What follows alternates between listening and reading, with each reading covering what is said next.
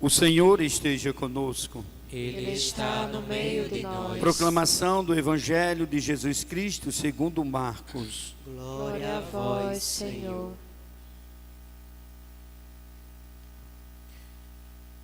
Tendo ressuscitado no primeiro dia da semana,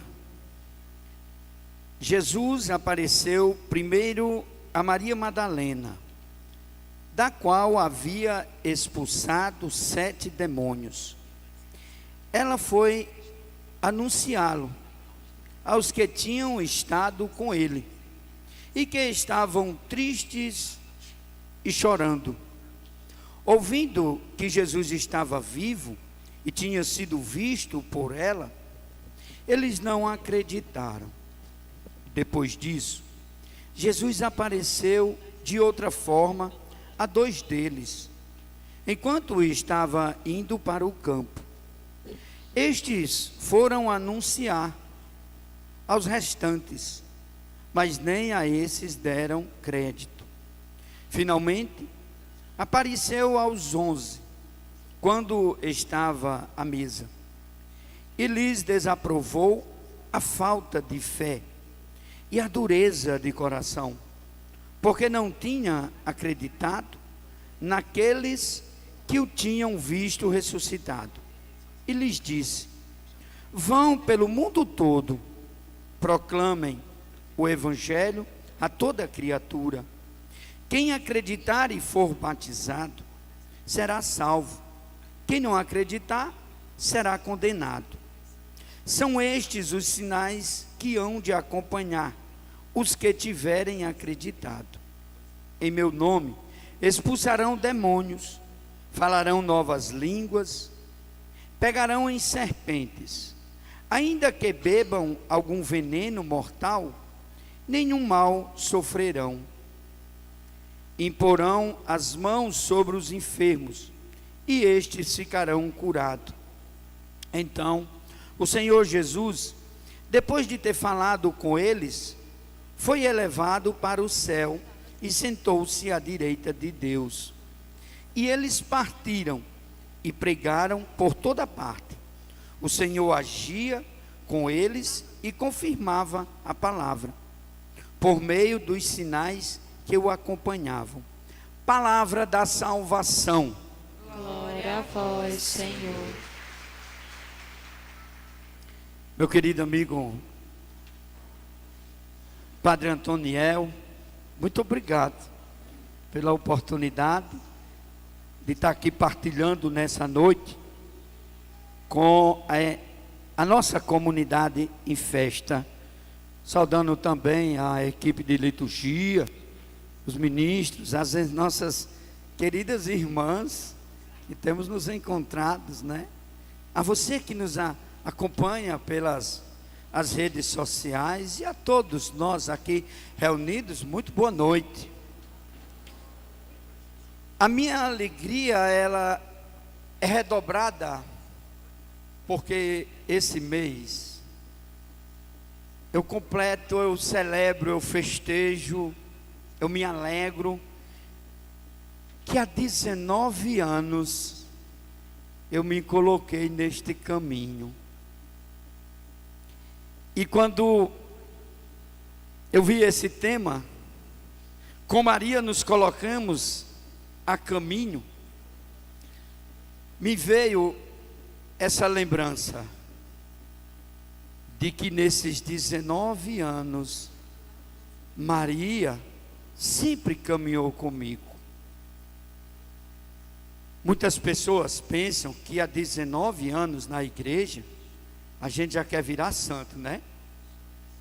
Mas 19 anos, nós ainda estamos engateando, ainda somos o barro na mão de Cristo que vai moldando a nossa vida. Na verdade, não somos capazes ainda nem de realizar esses milagres que Jesus diz que hão de estar conosco, né? A gente morre de medo de cobra, quanto mais de uma serpente venenosa. A gente muitas vezes duvida. E como é que nós vamos levar esse Jesus adiante? Pois bem, o tema de hoje nos ensina, nos leva a tratar de assinodalidade e família. Caminhar juntos como família de Deus para anunciar Cristo. E essa sinodalidade de que tanto a igreja vem falando, o que seria na nossa família? Viver a família hoje não é como no nosso tempo. O tempo passou, as coisas mudaram. Nós precisamos viver. Dudu vai botar o óculos, que toda vida que vai dizer essa palavra, ele se perde. Viver essa sinodalidade na família, escutando mais do que impondo. Não é verdade? Nós precisamos hoje entender, ou buscar entender e escutar, e nos igualarmos, porque somos uma família. E por enquanto eu estou falando da família raiz, a minha, como pai, como esposo, né? Como esposa, como filho. É nesse escutar e entender que nós vamos começar a viver essa sinodalidade na família. Mas vejam, se nós temos essa dificuldade da compreensão na nossa família,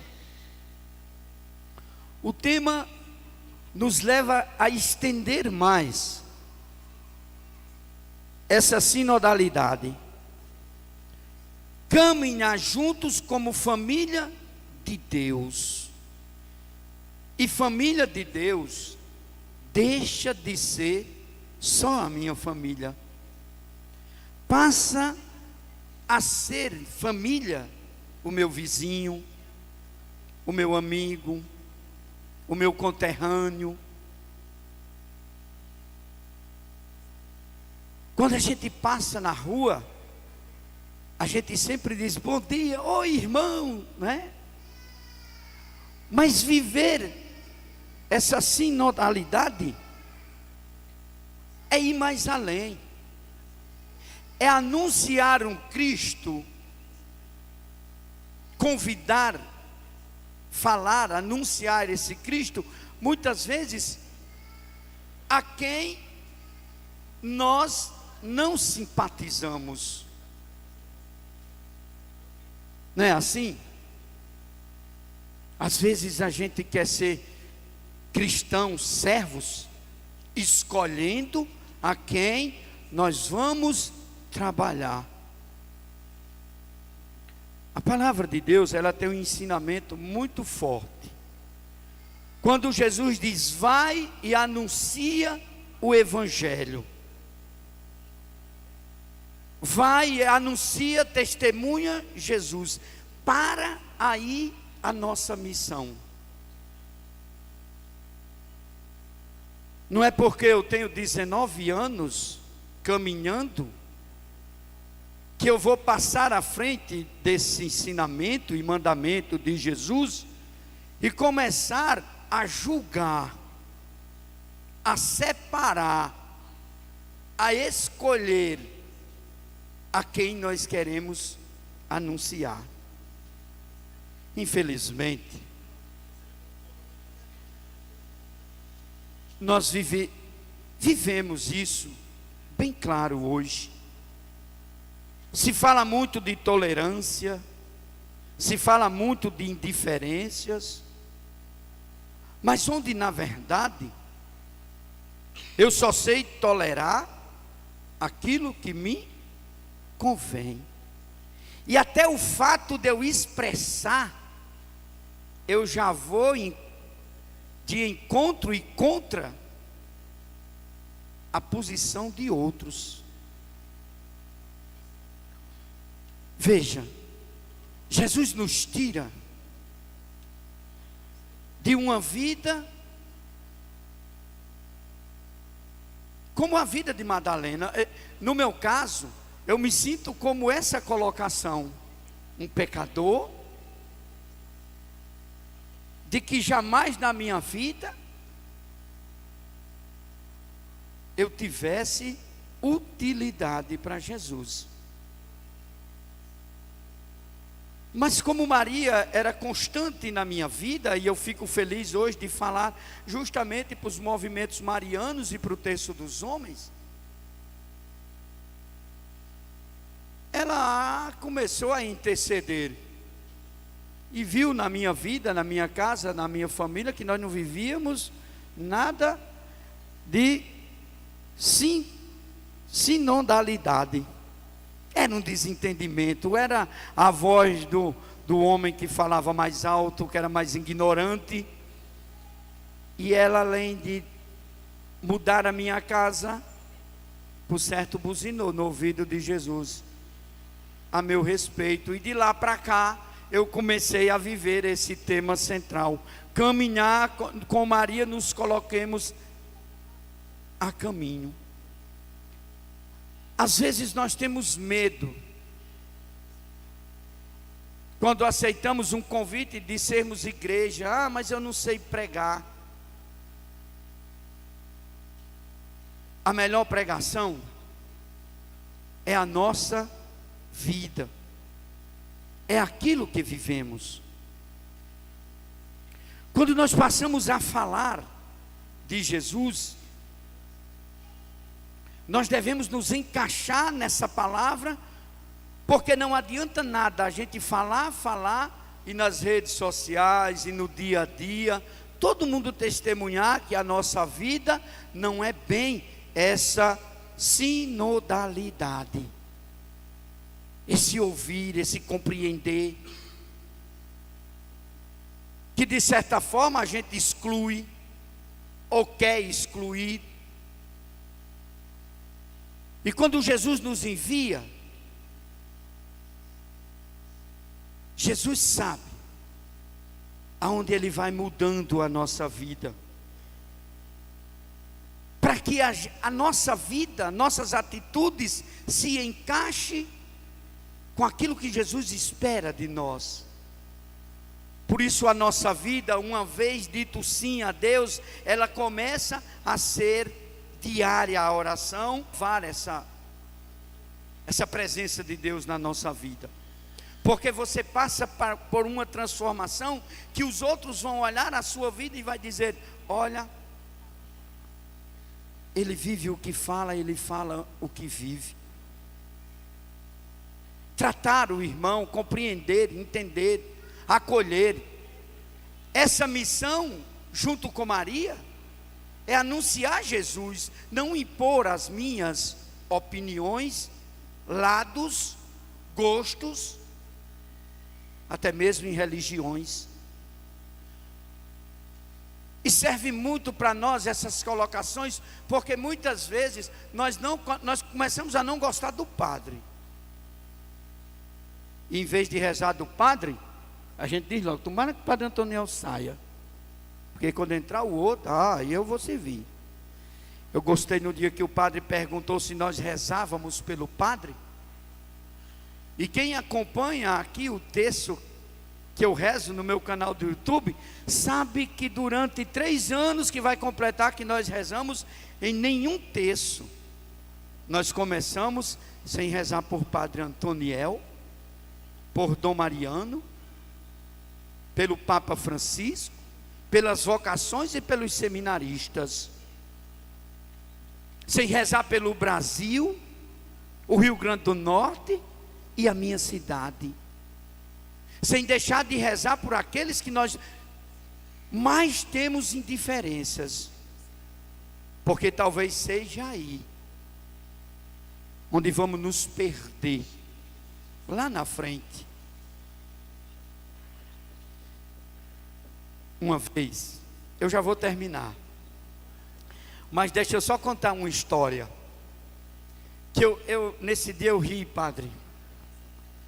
Nós fomos tocar uma festa lá em Tenente Ananias.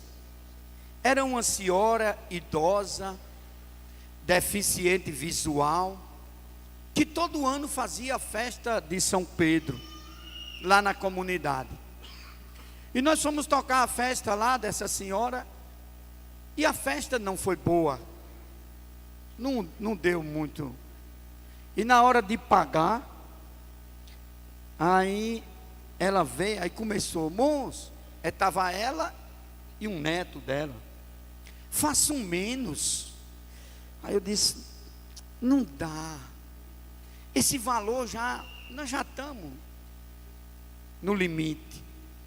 E aí ela insistiu muito, e eu disse, não, mas infelizmente não dá. Aí ela falou assim, esse aí é o pai do cantor? Eu disse, é. Ele é aquele homem do texto dos homens, né? Diz que ele é tão bom. Eu digo, diminua 150 aí nessa festa. Quando nós dizemos o sim a Deus, as pessoas vão olhar para nós e vai dizer, você é um homem de Deus, por que você está fazendo isso? A história é só para ilustrar. Por que Dudu reza o terço e é tão arrogante? Por que nas redes sociais ele posta tanta coisa desrespeitando-os, talvez até os que não rezem com ele? Não é verdade? Sinodalidade, nos colocar iguais, escutar, entender. Quem tem que mudar entre eu e alguém que não conhece Cristo sou eu. É ou não é? Porque se eu for bater com ele de frente e me tornar igual a ele, eu não vou ter Cristo, vai ficar bem claro. Nós não queremos perder nada. Nem uma simples discussão de futebol nós queremos perder. E aí acaba destruindo famílias, amigos. E lá na frente nós vamos perceber que nunca nós testemunhamos Cristo, porque as atitudes foram de quem não conhece Cristo. Que nós possamos sair dessa festa transformado. A festa, cada noite é um ensinamento, cada palavra, cada leitura. Viver a família. Nós vamos perder a nossa família. Nós estamos passando por esse processo. E se Deus permitir que eu perca meus irmãos, quem vai ser meus irmãos? Vocês são meus irmãos. Muitos idosos aqui hoje são meus pais. É o meu pai, porque eu não tenho mais o pai. Vai ser assim com a minha mãe. E que família em Cristo eu estou construindo?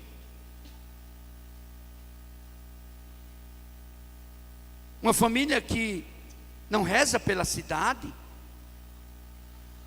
não reza pelo um bem comum, não reza pela própria igreja.